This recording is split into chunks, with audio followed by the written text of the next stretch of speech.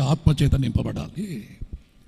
ఒకవేళ పాడేవాళ్ళైనా పరిశుద్ధాత్మ దేవుని సహాయంతో ఆత్మలో పాడి మనస్సుతో దేవునిని స్తుతించి ఆరాధించాలి. సంఘములో పరిచర్య చేయాలి అనుకున్న మోకరించి ప్రార్థన చేసుకొని, ప్రభువా పరిచర్య ఆత్మని నాకు దయచేయి నాయన అని చెప్పని దేవుని ఆత్మచేత నింపబడాలి. ఎలా వస్తుందండి? పెదాలకి లిప్టిక్ వేసుకుంటే ప్రేమ పుడతాదా? లేకపోతే సినిమా యాక్టర్ల మాదిరిగా తయారైతే ప్రేమ పుడతాదా? ఊర్లో ఉన్నటువంటి చెట్లకు కాసినటువంటి ఈ చెత్త చెదారం అంతా పీకి జల్లో పెట్టుకుంటే ప్రేమ కలుగుతుంది. పరిశుద్ధాత్మ ద్వారా మనలో ప్రేమ కొమ్మరింపబడుతుంది. అది నిజమైనటువంటి ప్రేమ.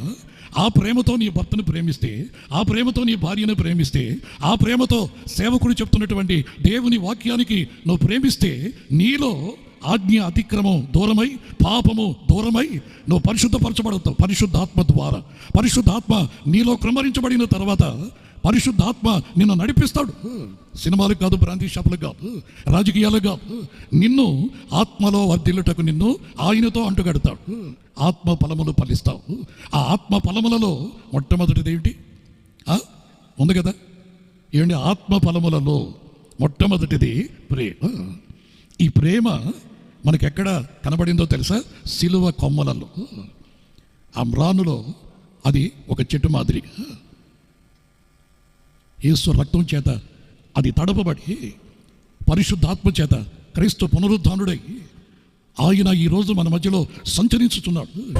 ఆత్మ ఫలములలో నీ ప్రేమ ఫలము సిలువ కొమ్మలలో చూపించినావు.